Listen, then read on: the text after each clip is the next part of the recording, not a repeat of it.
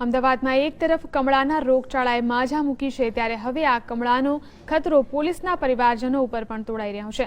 અમદાવાદની Shahibaug police line, જ્યાં અનેક પોલીસ પરિવારો રહે છે, આ પોલીસ લાઇન એક એવી પોલીસ લાઇન છે જેની પોલીસ લાઇન કહેવા કરતાં તકલીફોની પોલીસ લાઇન કહીએ તો વધારે નહીં લાગે। અહીં પાણીની સમસ્યા તો છે જ, પરંતુ ખુલ્લી ગટરો જાણે કે બાળકો ગરકાવ થઈ જાય તેની રાહ જુએ છે।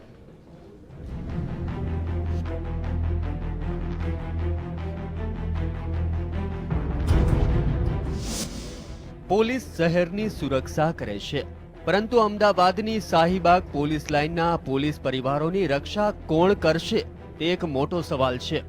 શાહીબાગ પોલીસ લાઇનમાં રહેતા લોકો ગમે ત્યારે ભોગ બની શકે છે કમળાનો,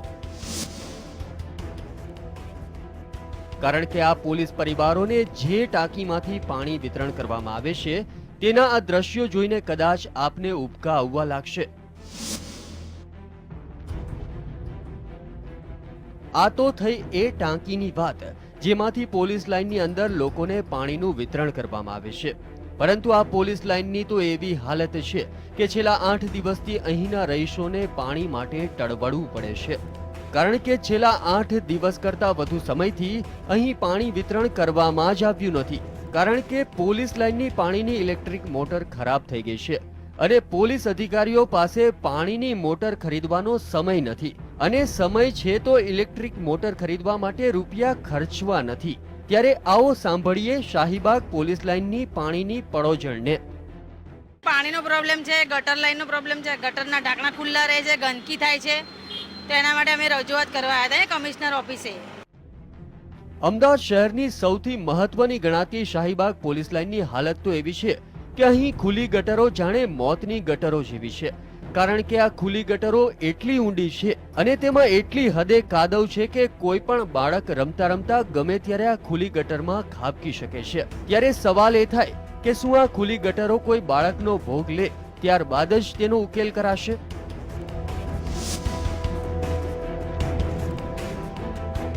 શાહીબાગ પોલીસ લાઇનમાં છેલ્લા ઘણા દિવસથી પાણીનું વિતરણ થયું નથી, જેના કારણે પોલીસ કર્મીના પરિવારજનોને વિકસિત એવા અમદાવાદમાં પાણી માટે તડબડવું પડે છે।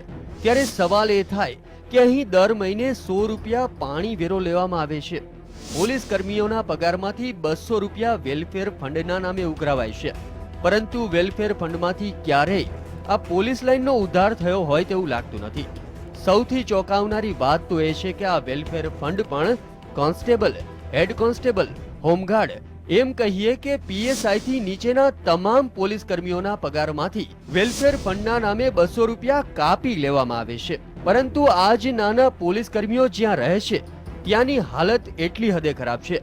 ત્યારે અનેક તકલીફો ભરેલી શાહીબાગની આ પોલીસ લાઇન અંગે પોલીસ કમિશનરને પહેલા રજૂઆત પણ કરાઈ છે, પરંતુ તેઓએ આ વાતને કાને લીધી ન હતી।